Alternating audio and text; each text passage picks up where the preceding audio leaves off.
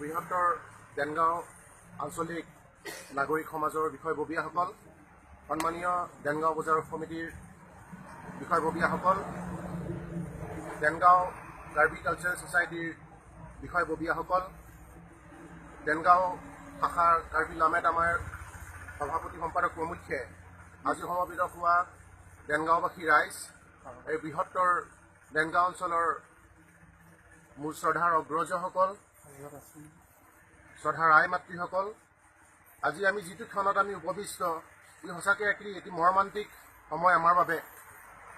আজি সমগ্ৰ ৰাজ্যজুৰি যোৱা ৮ তাৰিখে সংঘটিত হৈ যোৱা সেই বৰ্বৰ কাণ্ডটিৰ বাবে স্বৰ্গীয় নীলোৎপল দাস আৰু অভিজিত নাথৰ তেওঁৰ পবিত্ৰ আত্মাৰ সদ্গতিৰ বাবে আজি আমি যি এই মৌন সভা তথা আমি মৌন সমদল আমি ইতিমধ্যে বাহিৰ কৰিলোঁ। ইয়াৰ দ্বাৰা আমি এইটোকে আমি অৱগত কৰাব বিচাৰিছোঁ সমগ্ৰ আমাৰ অঞ্চলটো তথা সকলো পক্ষকে আমি বিনম্ৰতাৰে এই কথাটি আমি জ্ঞাত কৰাব বিচাৰিছোঁ যে যি ঘটনাক্ৰম ইতিমধ্যে হৈ গ'ল, এই ঘটনাক্ৰম অত্যন্ত দুৰ্ভাগ্যজনক আৰু গৰিহণাযোগ্য। আমি এই বৃহত্তৰ নাগৰিক সমাজ তথা আমি বৃহত্তৰ এই অঞ্চলৰ জনসাধাৰণে এনেধৰণৰ ঘটনাত আমি তীব্ৰ ভাষাৰে গৰিহণা দিছোঁ, তীব্ৰ নিন্দা আমি প্ৰকাশ কৰিছোঁ, ঘৃণাৰে আমি উপচাই দিব বিচাৰিছোঁ তেওঁলোকক। আৰু সেই অপশক্তিক, যি অপশক্তিৰ দ্বাৰা আজি এনেধৰণৰ কাৰ্য সংঘটিত হ'ল, তাৰ বাবে আমি লজ্জিত। সমগ্ৰ দেনগাঁও অঞ্চলৰ এই বৃহত্তৰ অঞ্চল, আমাৰ ইয়াৰ পৰা মাথো 7 কিলোমিটাৰ আঁতৰত যিটো পাঞ্জুৰি কছাৰী গাঁও নামৰ ঠাইটুকুৰাত যি ঘটনা সংঘটিত হৈছে, এই ঘটনাত ইতিমধ্যে প্ৰশাসনৰ তৰফৰ পৰা তেওঁলোকৰ যৎপৰোনাস্তি তেওঁলোকৰ যি ব্যৱস্থা গ্ৰহণ কৰিব লাগে ইতিমধ্যে গ্ৰহণ কৰিছে, তাত আমি সন্তুষ্ট। আমি আশা কৰিম যে এই ঘটনাটোৰ লগত জড়িত প্ৰত্যেকগৰাকী ব্যক্তি, সি লাগিলে যিকোনো জাতি ধৰ্ম ভাষা নিৰ্বিশেষে যিয়ে নহওক, এই বাসন্তসকলক সোনকালে অনতি বিলম্বে তেওঁলোকক গ্ৰেপ্তাৰ কৰি জেল হাজতলৈ প্ৰেৰণ কৰিব লাগে, উপযুক্ত শাস্তি তেওঁলোকক প্ৰদান কৰিব লাগে।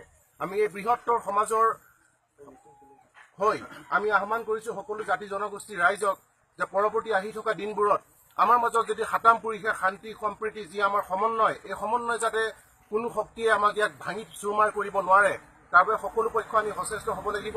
আৰু সকলোৰে আন্তৰিক সহযোগিতা পৰৱৰ্তী সময়ত দেখা দিব পৰা যিকোনো আশংকা বা যিকোনো ধৰণৰ শংকাৰ পৰা যাতে আমি মুক্ত হৈ এতিয়া আমাৰ ইতিমধ্যে আমাৰ মাজত যি বিয়পালে যিটো আমাৰ দুৰ্নামৰ চেকা আমি বহন কৰিবলগীয়া হৈছে, এই দুৰ্নামৰ চেকা যাতে আমি মচিব পাৰোঁ। ইয়াৰ মচাটো বাৰু অসম্ভৱেই, তথাপিতো আমাৰ মাজত যি সম্প্ৰীতি সমন্বয় ই যাতে আজীৱন থাকে, কাৰো মাজত যাতে ভুল বুজাবুজি নহয়। সমগ্ৰ অসমবাসীলৈ আমি এইটো বাৰ্তা প্ৰেৰণ কৰিব বিচাৰোঁ যে কাৰ্বি আংলংবাসী ৰাইজ এই ঘটনাৰ বাবে সম্পূৰ্ণ কাৰ্বি আংলংবাসী ৰাইজ জগৰীয়া নহয়।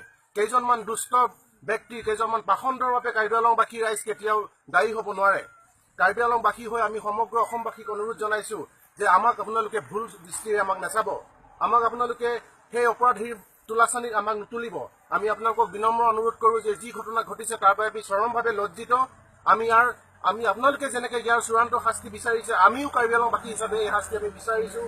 সকলো ৰাইজকে শান্তি সম্প্ৰীতি আৰু আমাৰ সমন্বয় যাতে আমি বৰ্তাই ৰাখিব পাৰোঁ, তাৰ বাবে সকলোকে মই বিনম্ৰ আহ্বান কৰি আজি এই মৌন সভা তথা আমি যি মৌন সমদল ইতিমধ্যে আমি বাহিৰ কৰিলোঁ, তাৰ মোৰ চমু বক্তব্য মই ইমানতে সামৰণি মাৰিছোঁ। ধন্যবাদ।